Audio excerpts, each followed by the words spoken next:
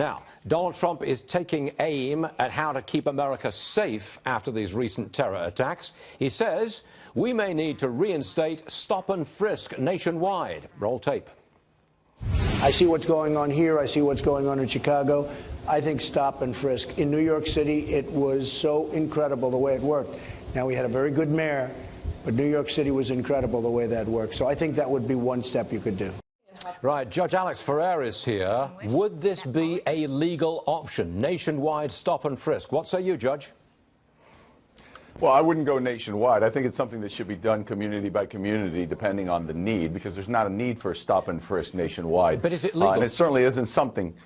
It can be. It can be legal because police officers have a lot of discretion when it comes to the stop and frisk laws. They have to have reasonable suspicion based on articulable facts, but that's way below probable cause to perform an arrest. And it was very effective when they had it implemented in New York. The homicide rate among African Americans dropped from 58 per 100,000 to 16 per 100,000. Hispanics dropped from 44 to 5 per 100,000, and whites from 7 to 1.5.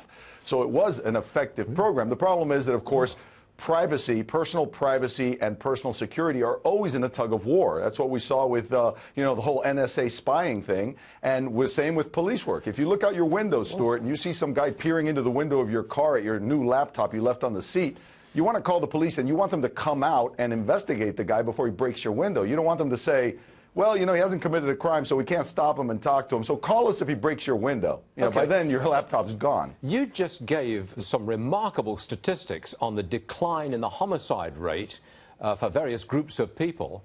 Do you ascribe those sharp declines entirely to stop and frisk? No, and I think critics would say it wasn't all caused by stop and frisk, but it certainly played a significant part, because even though and here's the counter to it is, of course, you stop a lot of people who aren't committing crimes. You frisk a lot of people, you don't find guns, you don't find drugs. As long as it's done based on reasonable suspicion, it's constitutional.